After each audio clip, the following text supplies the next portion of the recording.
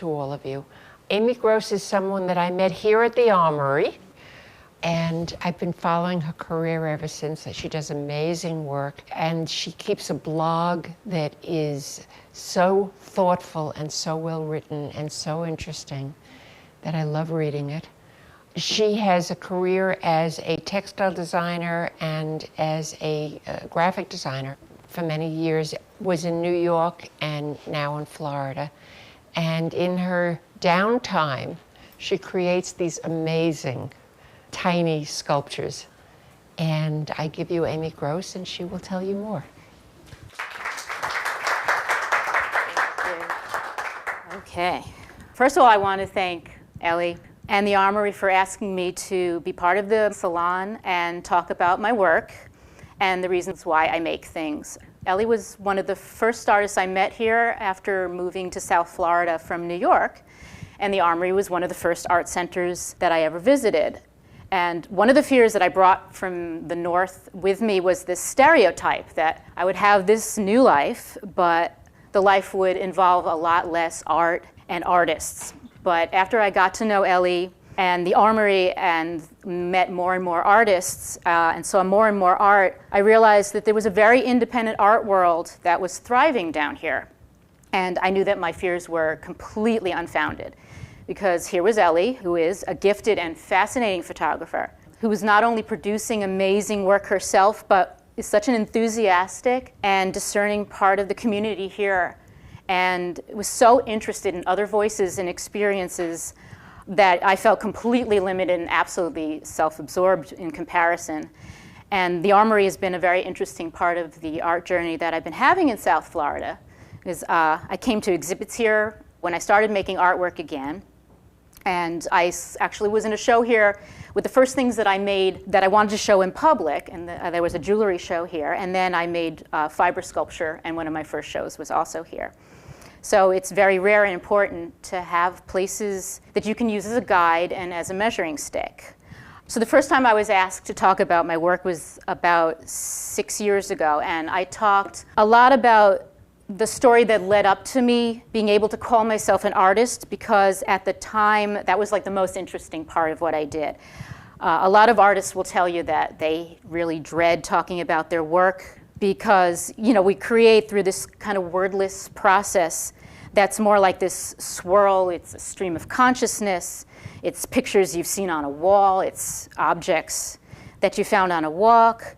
It's things that you saw in a book. And it's always labeled mysterious because we can't specifically narrate the way that it actually works.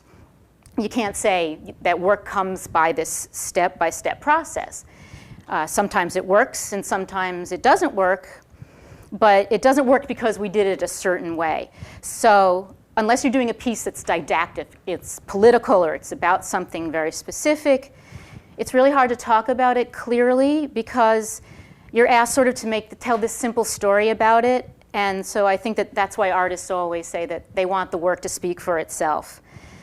And it's not because we don't like talking about ourselves, because I think we really do. But I think we're all afraid that we're not going to be able to sum it up in like a sentence or two and be able to sound like someone who's not a stammering fool. But I think that anytime you get this chance to put what you do in a larger context, that you do it, because you sort of need to demystify the process. And you need to hear about what kind of small and quiet experiences and large, loud experiences end up making the artwork that ends up in front of you. So the work that I wound up making is so different from what I imagined I would made when I was a young artist in my 20s. And that's because of all these detours and delays and mental roadblocks that I set up for myself. And what I wound up doing has been the absolutely wonderful surprise of the whole thing. I've only been doing fiber art for about 9 years, and actually I've been doing it for full-time now for 2. So there's been a lot more non-fiber sculpture time in my life, and I'm going to talk a little bit about that. I've never been that cliche of the free-spirited creative type, and I've been very practical, and really practical when I had to be, so I had what we call an art job for over 20 years. And I spent a lot of time in front of a computer screen working on projects that paid the bills. For a long time, I only did that, except for keeping journals. You know, I would keep sketchbooks and collage. But I worked as a textile designer and a surface designer, and I designed toys and children's furniture and things that had Elmo and Winnie the Pooh and Bugs Bunny on it. See, this was done for Ringling Brothers. And this was designed for Toys R Us. These were Children of the World. I like doing this stuff. I can't say that I love doing the other things, but this I love.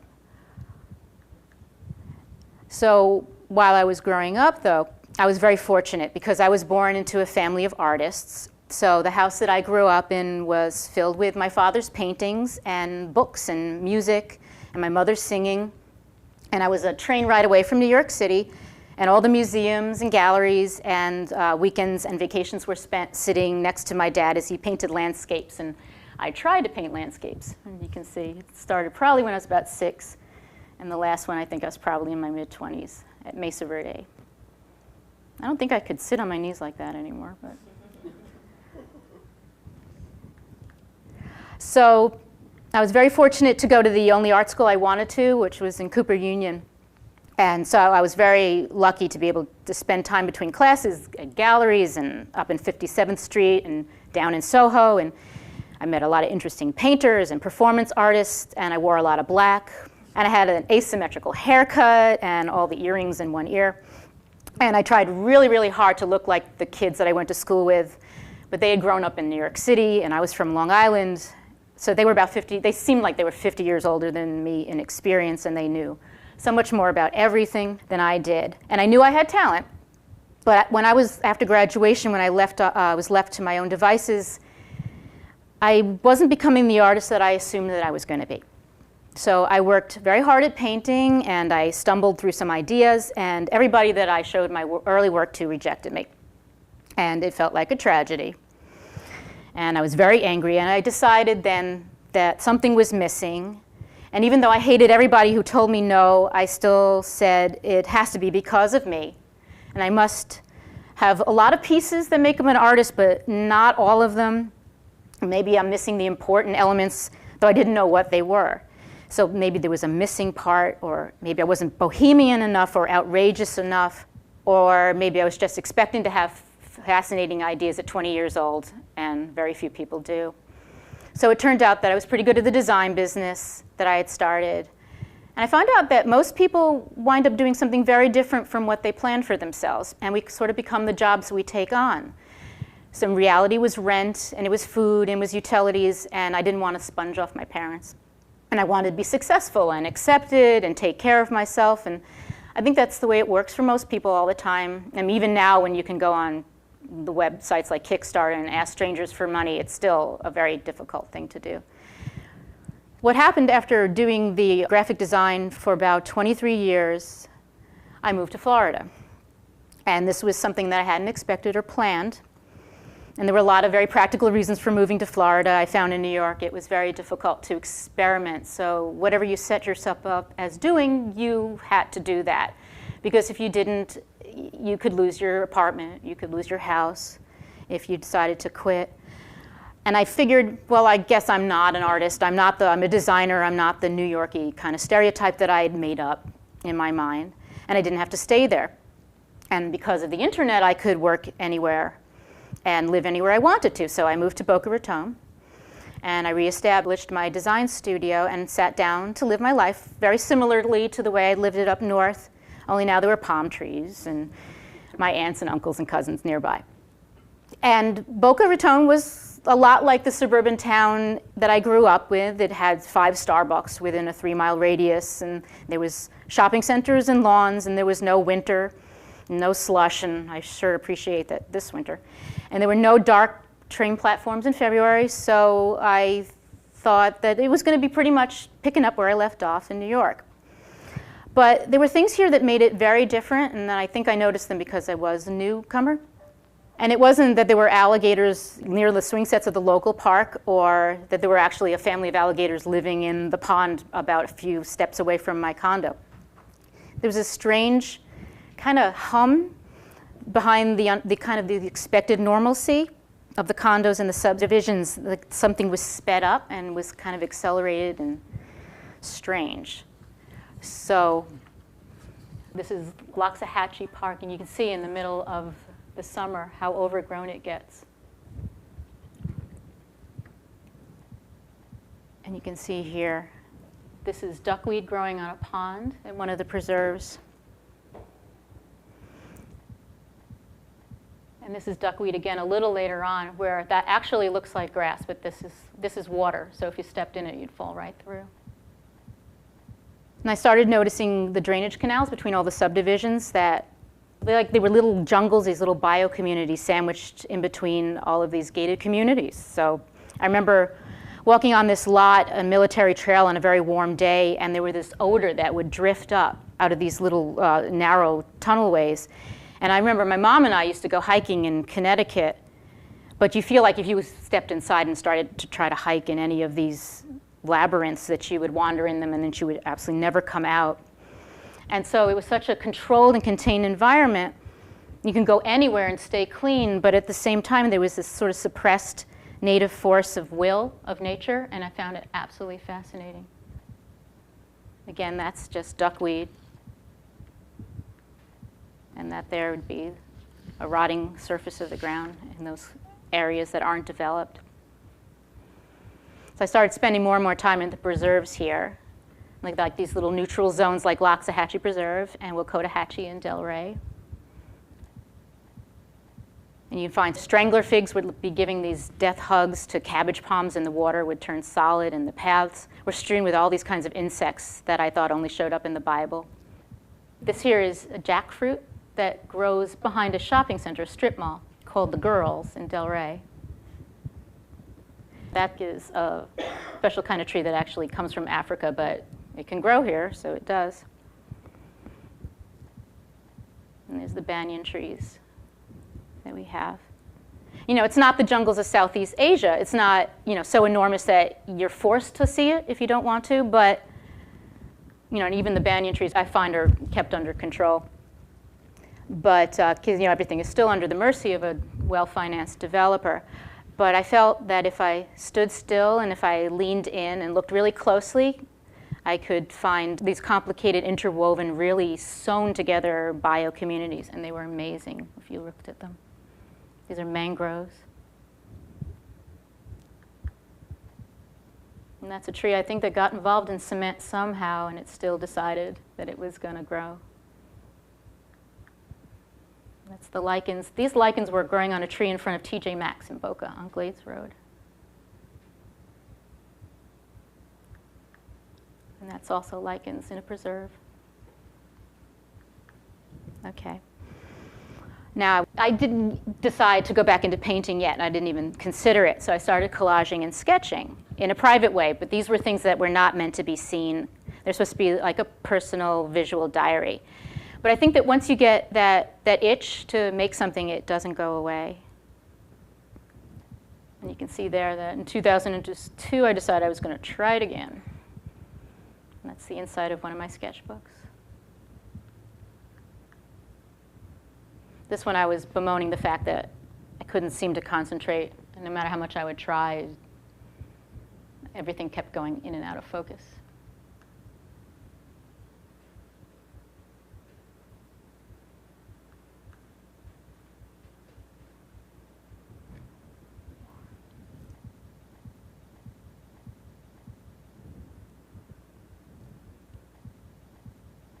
So what happened is that because the itch didn't go away, I had this personal need to make stuff that I could show to people, so I started making jewelry. And necklaces didn't have to be a serious statement, and it wasn't a prerequisite. I could just sit down and start using what I was seeing here and what I was noticing and make objects from them. And I used a computer for my business, so I brought home all of these things that I had brought home from walks. Things that were interesting, like insect wings and stones and leaves and fragments of shells. And I photographed them, and I altered them in Photoshop and printed them on fabric. And I collected beads like I had as a kid, and I strung and I wrapped and I twisted them around the pendants. And I think I was trying to mimic all of the roots and the vines and the weeds that I saw there. And I got myself familiar again with the idea of making things, of threading needles and sewing and embellishing. And it was important, I think, because the bulk of what I'd been designing, all of the children's things and the bedding and the toys and the furniture, had never actually existed as real things in the world. I would do them in the computer, and then they would be emailed, and they would be given to other people, and then they would be made in mills somewhere far away. And I realized that the stuff that I was doing were really just lines of code. They were a bunch of numbers, letters. So I needed to get reacquainted with my hands. And the camera and I think the scanner and Photoshop was a really important part of the process because they were tools that helped me make real things. So I wasn't just making imaginary things that somebody else made into real things. It was helping me make something that I could actually hold in my hands. And unlike collecting leaves and pressing them, the camera and the computer kind of assures that all of these dying things can never crumble to dust. You know, when you were a kid and you would collect leaves and you press them between a book, and the idea was that you save them forever, but you open up the book about a year later and it crumbles to nothing. But with the computer, you can sort of steal them from life, and you can translate what you notice, you know, all these fragments into things that you can hold. And it felt really, really wonderful. But I stopped making necklaces because I sort of felt limited by the need for them to be pretty or at least wearable. And I didn't really have the thought process yet to make them into art. And I think that jewelry, of course, it really can be art. But for me, the things that I were making, I was too challenged to make them decorative. And I was starting to get a little frustrated. I wouldn't want to be restricted to making attractive things. So I started to consider the idea of translating the techniques that I'd been learning into canvas.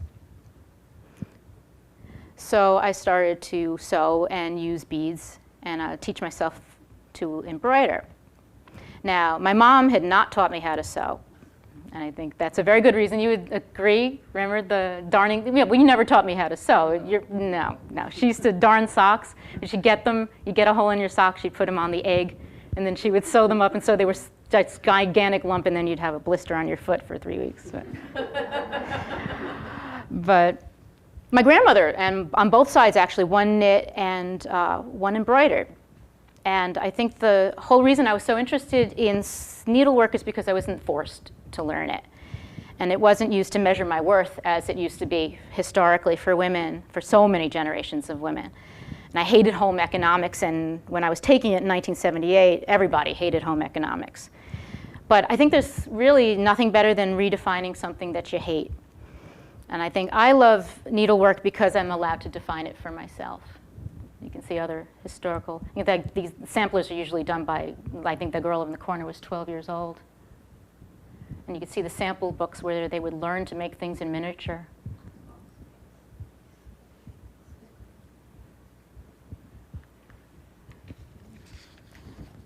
Fiber art had been used as a means of expression for decades before me, so I'm not going to pretend that I took over fiber art. I mean, there were women from the 1960s, especially women, who were using fiber art to make monumental pieces. This is Magdalena Bakanovich, who sewed these monumental fiber sculptures. You can see, and that's her sitting under there.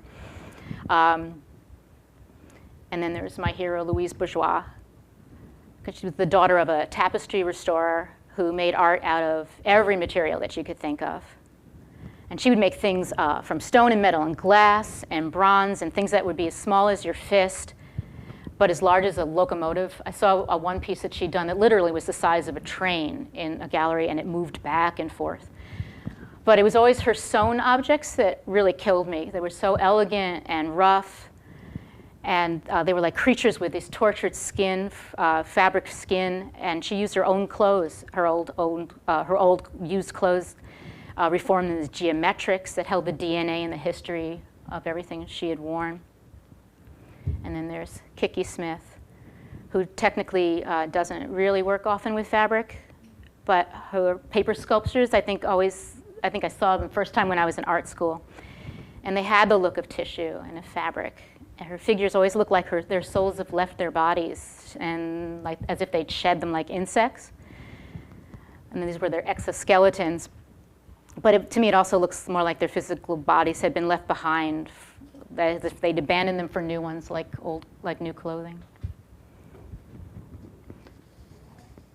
I think the reason I love needlework is because, as I said, I'm allowed to define it for myself.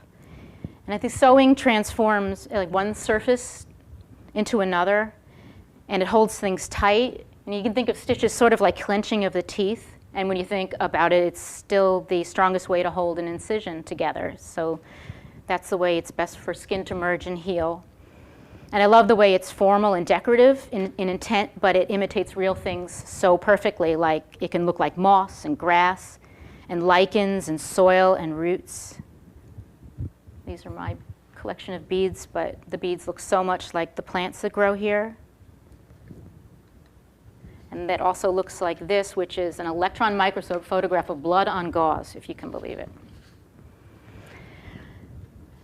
Beads look like blood cells and like molecules. They can be stand-ins for other things. That's pollen. I grew up in a very interesting time. I was born in 1965, so there's no time in my memory where we hadn't been able to look at the planet from a distance, or the entire world transformed into an eyeball-sized sphere. In the 1970s, I mean, for people who grew up with the internet, this is nothing, but to us it was a big deal. There'd been a little revolution in education, so my textbooks were rewritten and filled cover to cover with pictures, photographs and illustrations and cross-sections of the earth and the human skin in the same volume, and hair follicles and trees in the same scale and detail. That's lung cilia. There were electron microscopes at the time that were making the minuscule monumentals you can see here. And there were photographs that are shot through the lenses of telescopes and made the most distant and humongous objects look like you could hold them in the palm of your hand. So that's the very small. And then there was this book that came out about that time called The Powers of 10 by Charles and Ray Eames. And there was also a film. It was a wonderful film. You ever get to see it? And it took the center point of a couple that were sleeping on a blanket on a picnic outside, and it whooshed backwards up, through the air and up from the Earth, and you'd go back into the solar system and further back into the galaxy, and as far as they knew how to go, I think in 1977. And then they would rush you back down into the couple and into the gentleman's hand, and then into his skin, and then further and further into his pores, until you go smaller and smaller, and the world wound up looking almost the same as it had when it had been pulled away galaxies and light years away. So kids my age, our attention was always zigzagging between the enormous and the minuscule. And I think that most of the exciting journeys that were taking place at that time for kids my age was that intersection between the photograph and the eye. I think this is a photograph at the time, I think of the smallest thing they could photograph, and honestly, I am sorry, I don't know what it is.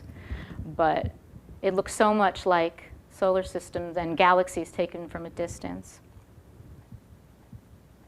And this is a photograph of Earth by Voyager at the edge of the solar system, looking back. And then there's daisy pollen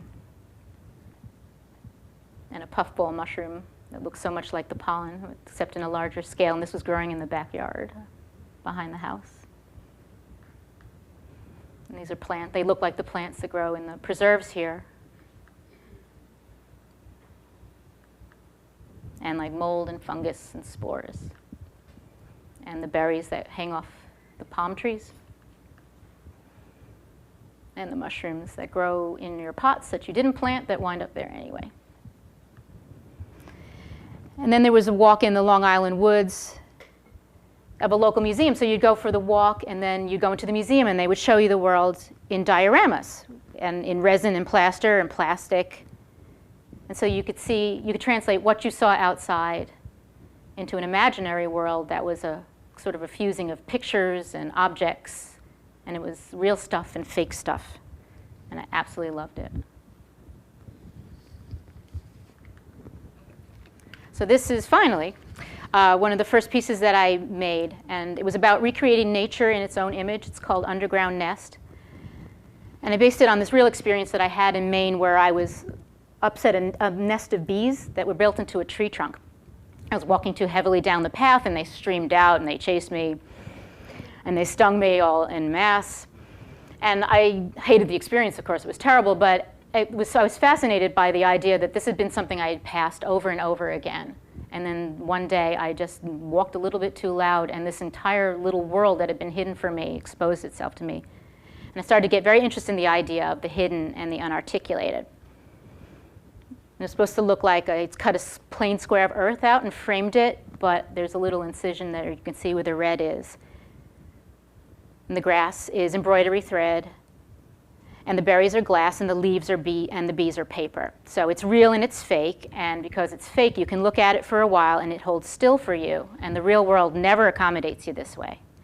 So if you see a hive, you pretty much have to run the other way, but this way, with this kind of fake nature, you can think about hidden surfaces and hidden lives and about the ground splitting open, just enough to suggest that the world is filled with life and juice and sound. And there are all these things happening just outside our reach, below the surface and hidden, but existing and fundamental to the whole experience of life. This is called Look Down, Look Under. And this was sort of taking it to the next step of lifting the surface of the ground and trying to expose what was underneath, like you were lifting up a stone in the woods or peeling away your skin. This is a particular time of day.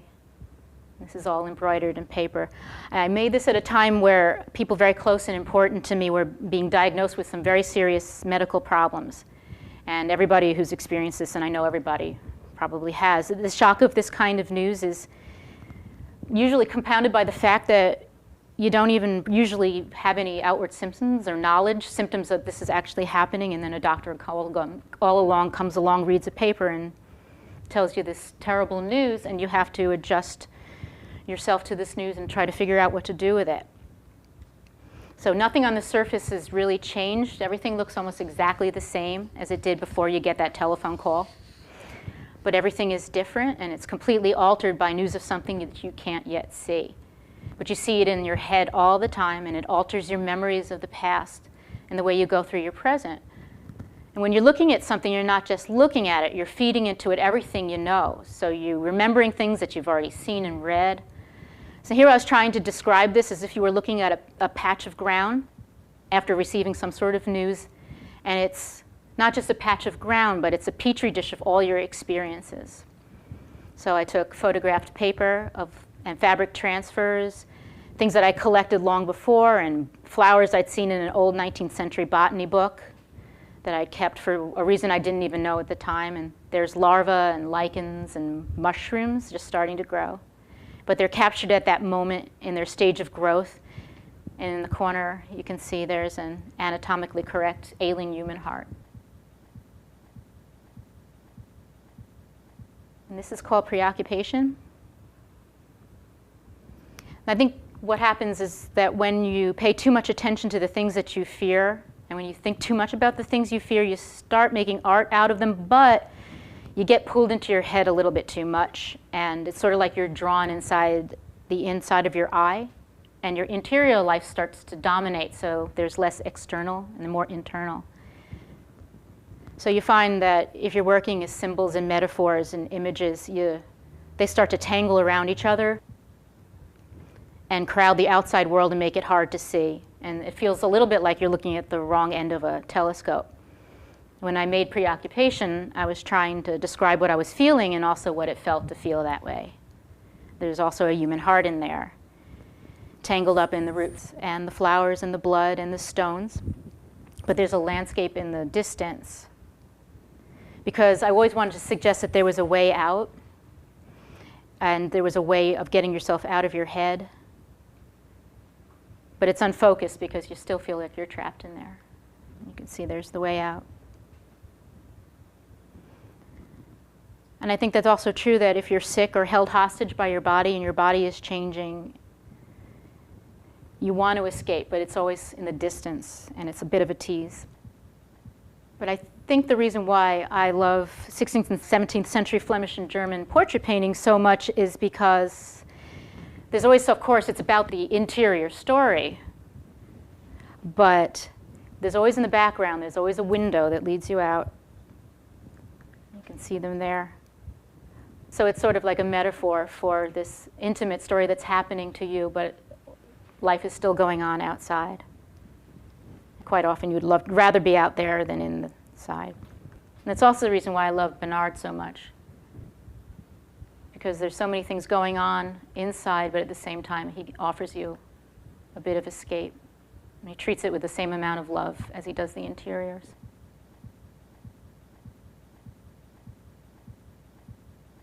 So back to the Florida landscape. Because the physical bodies of the people that I loved were, and I'd always assumed to be stable, was being altered from the inside, and we were fighting back against the invisible at the same time. So I started to get interested in the idea of symbiosis. It's a term of science, and I steal from science all the time. I think artists always do. But it means the interaction of two or more biological species living together. Some of it's to mutual benefit. You can see here's a plant using the tree to climb up. And that's a strangler fig. And that's an example of symbiosis that works for the strangler fig, but not for the tree. Then eventually, after that strangler fig it kills the tree, and then the tree dies, and so they sort of both die together. And they're galls and a tree branch. And this is the blushing bromeliad. What I love about this is the purple in there is the flower, and the red are the leaves, but you can see on the inside that it collects all these things that fall into the water in the middle, and the plant itself lives off of all the things that fall into there and wears down. And this is a really interesting kind of symbiosis. This is in France. It's a beehive where they noticed that in the beehives the honey was blue. And it was blue because it was near an M&M's plant. And so the bees were actually taking, the flowers were dusted with all the dust, and the blue and purple dust that was coming out of this plant. I don't know if they only made blue M&Ms there, and they were integrating them as part of their beehive. And this is some of what I chose to hear. This one is probably about 35 by 35 or 40 by 40. The other ones were about 20 by 20.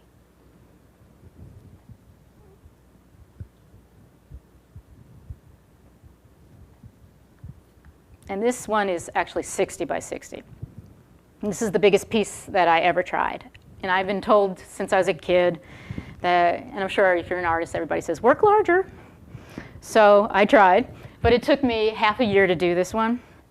And this was about an experience that I had where I went kayaking in a river in Connecticut, and they gave me the wrong size spray skirt. So when I fell over, I actually couldn't get the spray skirt off, and I went underneath the water. And so I floundered around, and then I took a breath and realized that I was one of those people who was not going to fight for life. I was one of those people who was going to die right away. And it was a very, what I did find out is that you can take one breath and you're okay if you take a second breath. There's a little flap that closes over your lungs. The flap comes up from the second breath. So the second breath, I was about to open my mouth open for the second breath, and then the guys who were the guides got to me and turned me over because I'd been flailing like an idiot, and I flailed over to the side instead of the middle of the river, and they managed to get me out. But if I'd flailed the other way, I would have died. So I made a piece about the experience. And what was most interesting about the experience is that everything that I saw what, the bubbles and the debris, I saw the sky. And I was very self-aware. I was completely aware of what I was doing, where I was, and that I was a suburban girl, and I was going to be drowning in a river in the middle of rural Connecticut. And I remember feeling bad for my parents. And this must have been about 30 seconds or 40 seconds. But when I replayed in my mind, it feels like a half hour. So I was trying to make a piece where every element, the blobs, the memories, the anxiety, the resignation all kind of appear in one place. So when I remember it sort of looking like this. But as I said, it took half a year to do, and I will never work this size again. I don't care what anybody says to me. Detail.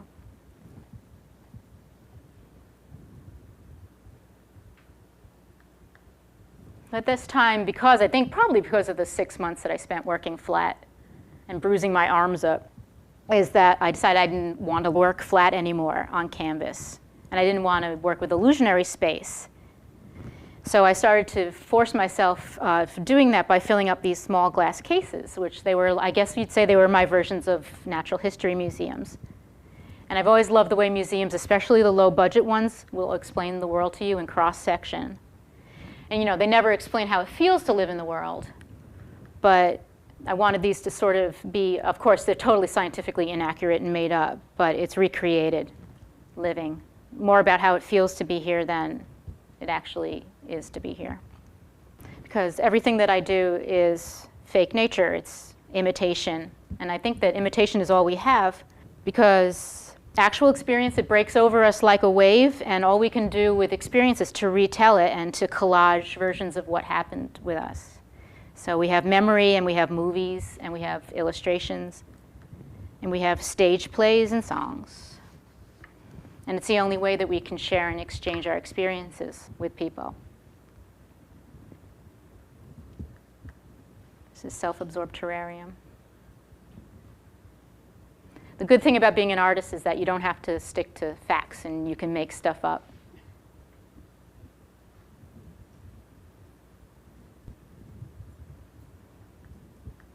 So while I was starting to work on these, I came across this wonderful word called a biotope. And it is literally an area where life lives, and it was coined by 19th century zoologist Ernst Haeckel. And it defines a space where conditions are just right for a collection of plants and animals to thrive together. And he did these wonderful things that were half real and half made up. And I think that's probably why his engravings are much more interesting than any kind of scientific drawing that's more accurate. And he had a lot of theories. He had theories about evolution. He existed at the same time as Charles Darwin, but a lot of the things that he talked about actually were discounted and proven wrong. But what I love about it is it's that really beautiful intersection of fact and fiction. So it's sort of like he made fake nature and turned the volume up. And this is the glass work of Leopold and Rudolf Blocksche. And they were a father and son team, and the father was a glass eye maker. And he started making glass sculptures of orchids based on things that he'd seen on books, and he started working with his son after that, and they were commissioned by universities to make sea creatures and plants.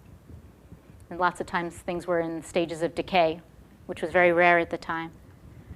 So I started to make my own biotopes. And they're little environments where symbiosis is working.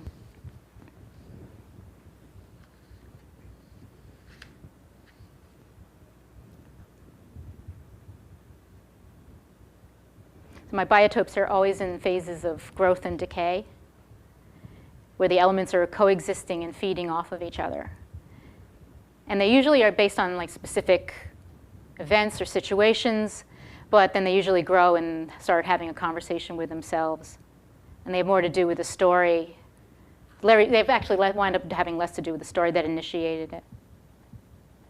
This was a piece I did about having an experience at night, and then the trouble I was having remembering it. This is red blooming biotope.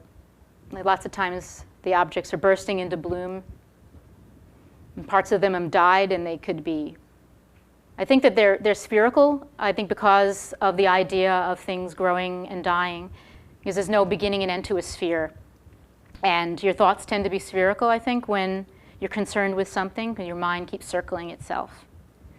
So you have to decide, are they growing or are they rotting? Or are they doing it both at the same time? And I guess it just depends on who's looking at it. This one's called conjoined.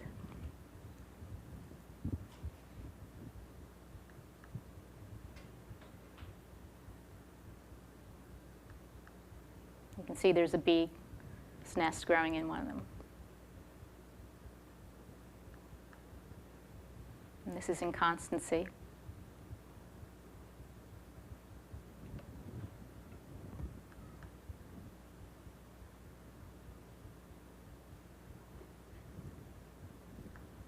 And contagious. I've always been kind of interested too in families and how they're connected to each other. And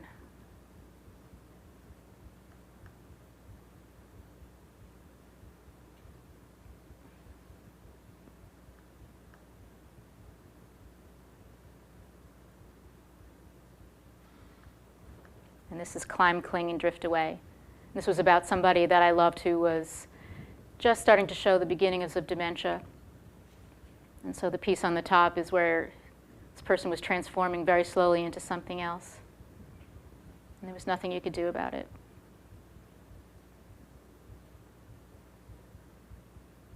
You can see the moths up there have, that's actually my mom's irises, right? Those are your irises. You can see where the eyes, yeah. I take photographs of my parents' eyes, and I'm very lucky that I did that. My dad died a few years ago, but I always have I have photographs of his irises that I can use as if he were watching me forever.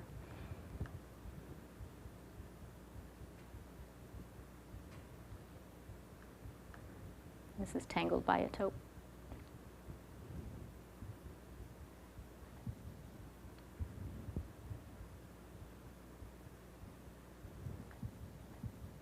This is Blue Warbers by a Taupe. You can see here the leaves are turning into feathers as they get further away.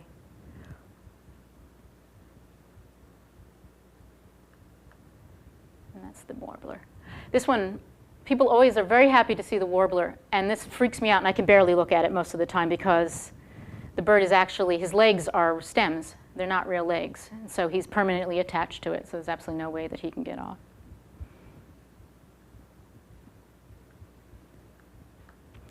So I started making pieces that I call collection, because I've always been a collector, and I've always tried to figure out why. But I've never been someone who, but they're not made so that I could sort of gather other people's experiences, which I think is probably why people collect. I think I make them to try to keep track of time, and I think it's the same reason that you write something down. You sort of do that to keep your thoughts from flying away, or you take photographs to capture things that can't be stopped or stilled. Those are details from collection, too.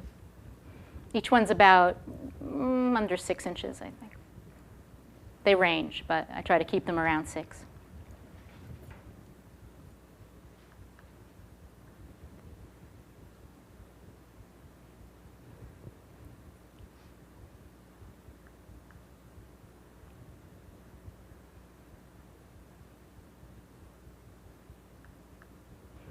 And this is Red Collection. And this one is up to, I started with 30, I've gotten up to 40. And my goal is to get to 100, but we'll see. These are different than the other ones because they go on the wall.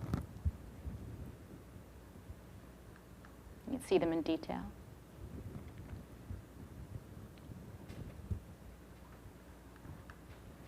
So then I started making environments under glass again. I think when I first started making things under glass, it's because I was actually kind of frightened to make sculpture.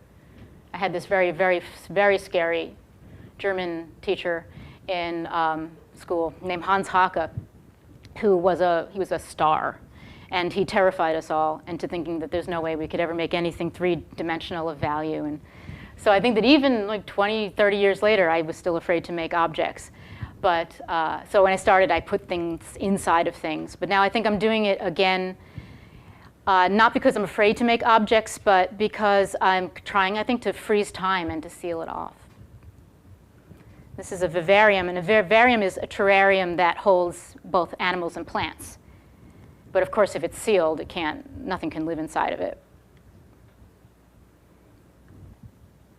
See, there's all my father's eyes, and my mother's eyes, and my own eyes as part of the growths in this one. My stories have started to get a little less personal. It's a cliche, but I start to feel really far less able to figure out how anything that I could do could affect climate change and animal extinction. But I feel far less hopeful, and at this moment, there are still European honeybees, but because of colony collapse, there might not be, and so I'm starting to obsess over the idea of keeping things protected and under glass, because there's so many things going so wrong. This is called symptomatic vivarium. I had a really nice experience with this one where it had been in a show, and an 8-year-old was the only person who noticed that the red area in between, down at the bottom, was actually giving off a stream of red that came up through the plant and landed at the end of the root in a little red drop. And I think it's so wonderful that an 8-year-old noticed that. This is saprotrophic vivarium. Saprotroph is something that lives off of decaying matter.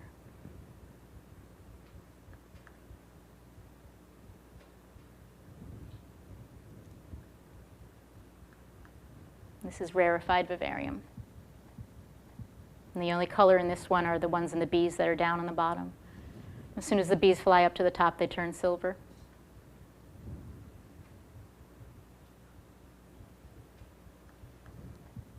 And these are shadow boxes.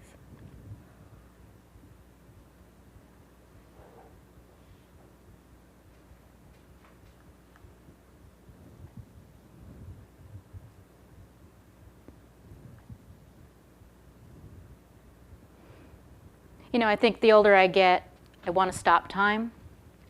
And I know it's ridiculous, but art is only a very minor, you know, art is a very minor protest against it, but I feel like it's the only thing I have.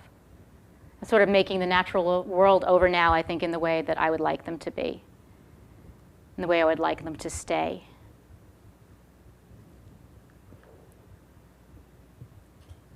This one's 20 by 20.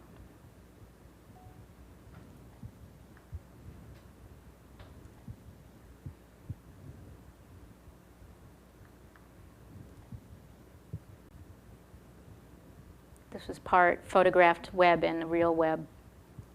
When I say real, of course, it was real fake web.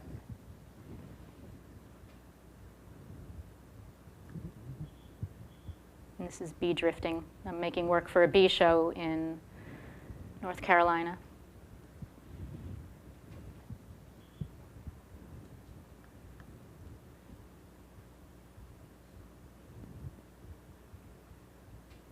So I think that no matter what the work is about, I think the pain and the pleasure comes from the doing of it.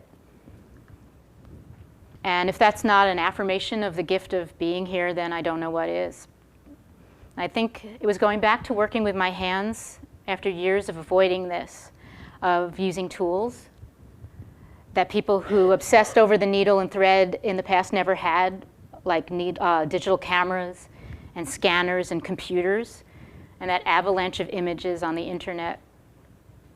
And the world is made both visible and invisible and presented to us like slices of cake. I think in times of speed and convenience and frantic slipping time, I think that working like this, by going bead by bead, stitch by stitch, it's like keeping time with the most elemental things, the click of your thoughts and the beat of your pulse and the rhythm of your breathing. And it's absolutely ridiculous because it's so laborious, and it's wonderful because it is. Because everything that you put there is because you put it there, and at the same time it winds up there through mysteries that you just can barely understand. And it links you back to childhood, when you felt really part of the world and you could stare at ants and potato bugs and grubs for hours. And you could make that matter and mean something. So when I see a grown person staring at one of my pieces and he's bent over just a little, and even if they see things that I don't intend or don't think much of it, I feel like it's doing something. Because I think that looking through a microscope and a telescope, it requires that same kind of squint. And I love the eye squint, and I love the idea of centering and looking in. So I had an opening a few years ago, and someone told me that they were listening to the people setting up the exhibit, and they said that they thought if they stood there long enough, they thought something would crawl out of the piece. And I think that was probably the biggest compliment that they could have paid me. That's the last thing I've been working on. And that's it.